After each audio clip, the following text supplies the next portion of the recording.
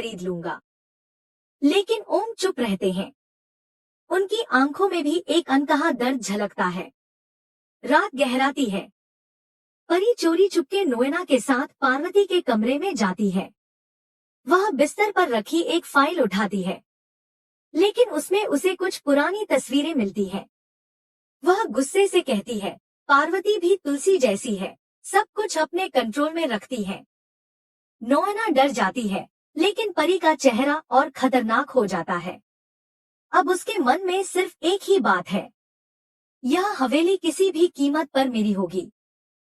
दूसरी ओर तुलसी और मेहर के बीच एक भावनात्मक बातचीत चल रही है। तुलसी कहती है, मेहर, नाराज होकर मत जाओ, सब ठीक हो जाएगा। मेहर जवाब देता है, ओम ने पार्थ को गलत राह पर डाल दिया।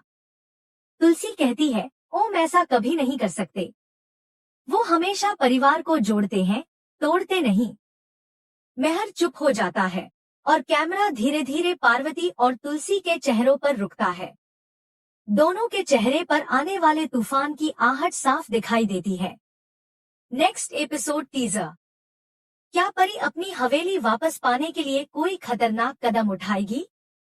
क्या पार्वती अपने फैसले पर कायम रहेंगी या कोई नया ट्विस्ट सब कुछ बदल देगा? क्या तुलसी सच जान पाएगी और परिवार को एक बार फिर जोड़ पाएगी? जानने के लिए देखते रहिए, क्योंकि सास भी कभी बहू थी, सिर्फ ड्रामा क्वीन पूजा पर। अगली सुबह का सीन। हवेली में सन्नाटा है।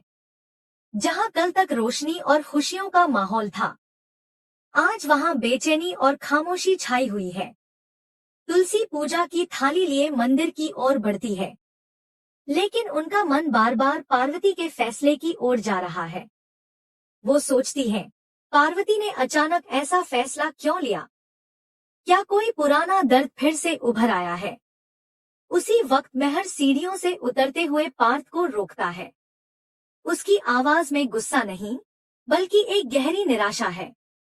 वो कहता है, पार्थ, घर सिर्फ ईंटों का नहीं होता, भावनाओं का होता है।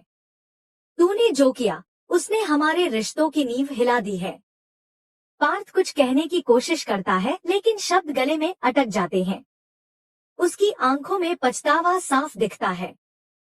वो धीरे से कहता है, मैंने पैसे के लिए नहीं किया था भाई, मजबूरी थी। मेहर उसकी बात बीच में काटते हुए कहता है, मजबूरी का नाम लेकर इंसान अपनी गलती को छुपा नहीं सकता पार्थ। अब जो भी करना है वो सही रास्ते से करना। उधर परी और नोएना छत पर खड़ी हवेली को देख रही होती है। परी के चेहरे पर एक ठंडी मुस्कान है। वो कहती है, देखो नोएना, ये हवेली भले अभी मेरे हाथ से निकल गई हो, लेकिन मैं इसे वापस लेकर रहूंगी, चाहे इसके लिए मुझे पार्वती का सबसे बड़ा राज ही क्यों न उजागर करना पड़े।